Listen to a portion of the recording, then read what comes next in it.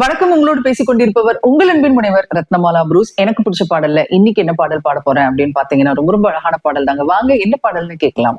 கருணையின் உருவமே, கலைகளின் வடிவமே, சரணமும் பாதம் தாயே.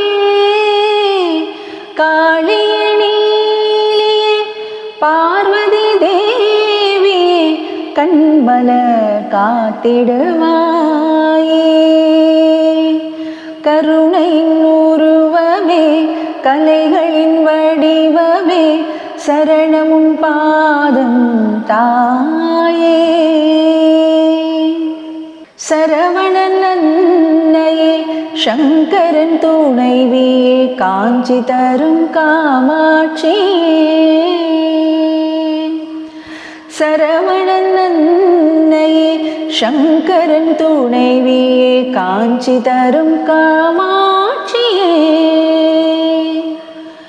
சௌந்தர்யவல்லியே, சாமுண்டி ஈஸ்வரியே, சௌந்தர்யவல்லியே, சாமுண்டீஸ்வரியே, தமிழ் மதுரை மீனாட்சியே.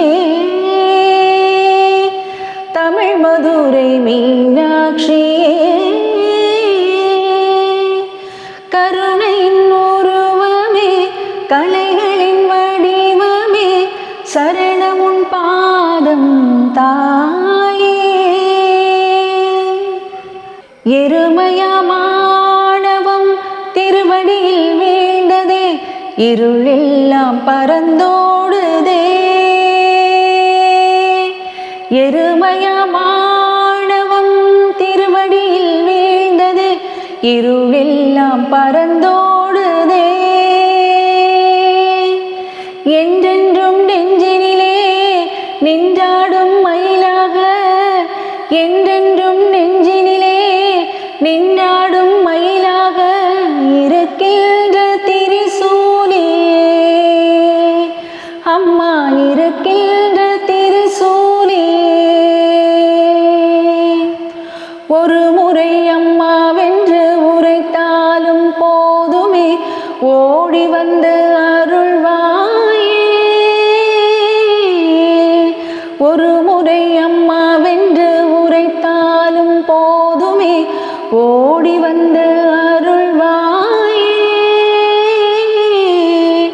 கருமாரி பகவதி சமயபுரம் மகமாயி, கருமாரி பகவதி சமயபுரம் மகமாயி, கற்பகாம்பிகை சக்தியே.